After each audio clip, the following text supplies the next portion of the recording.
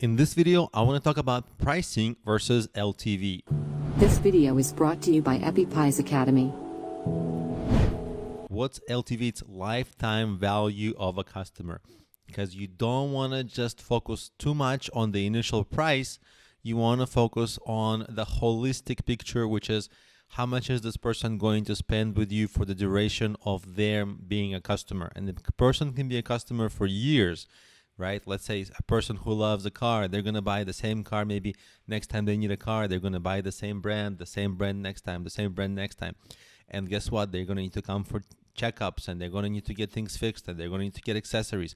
So this person will spend a lot more money than just the initial purchase. And that's an incredibly important thing to almost always keep in mind when choosing price. So if somebody buys once, that's fantastic. You should always appreciate that. But if somebody buys that very same thing monthly, guess what? That's 12 times more per year that you're going to earn from them.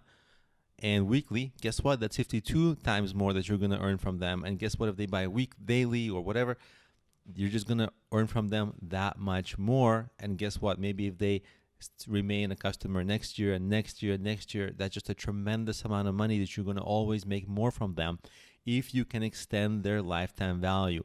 And it's always easier to sell to an existing customer than to find a new customer. I shouldn't say always, because the business cases can be so different, but most of the time, that's the traditional business wisdom, is that it's easier to sell to an existing customer than a new one.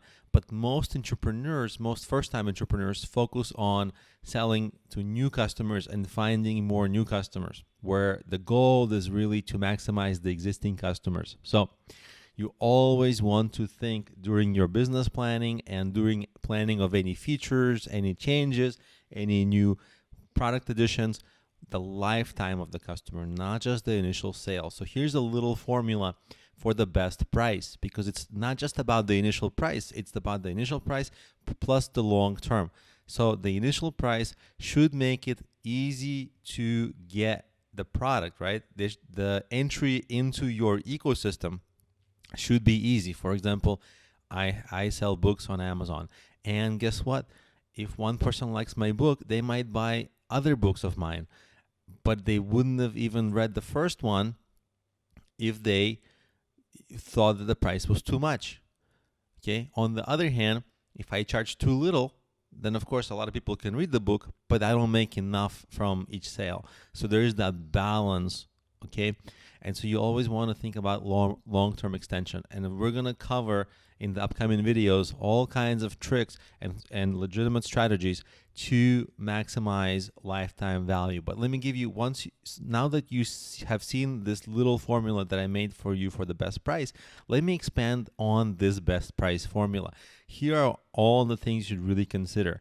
It should be easy to enter now, meaning the initial purchase should be easy to buy.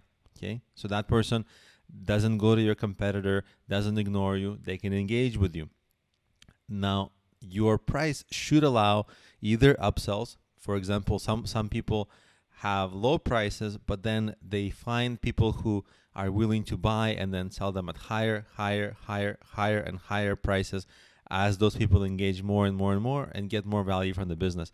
But that's not always available though. So you can also have upsells. For example of same level upsells is, let's say you go to a store and you want to buy yogurt. Well, it's not like people are going to sell you more. The same brand is not going to sell you more expensive yogurt, but they can sell you a ton more of yogurts. Once you finish one, you get another and another and another and a different flavor.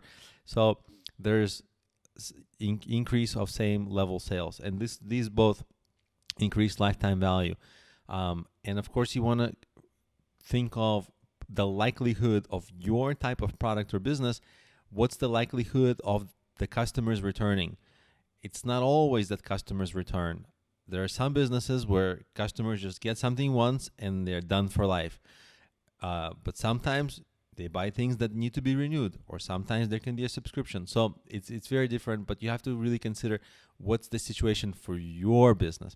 There is another thing that is interesting. Sometimes making a sale has additional advantages that are beyond just the sale. For example, if you make a lot of sales on Amazon, you're going to rank your product higher on Amazon in organic searches for products, and then you'll, by virtue of having these sales, and ranking higher on the organic search, you're going to get more sales from the organic Amazon. So at times, your price that you set should consider into it the long-term benefits of having more or less sales. Are there benefits to having more sales? So that's that. And also, of course, all that is minus the cost that you incur, because you want to keep things profitable. You don't want to set a price too low because you want to stay profitable, and not run yourself out of, not have your business send you into the poorhouse. So that's a lot of the things to consider when you're choosing a price. And in the upcoming videos, we're going to dissect this, and we're going to get into each strategy and how to get the most out of it.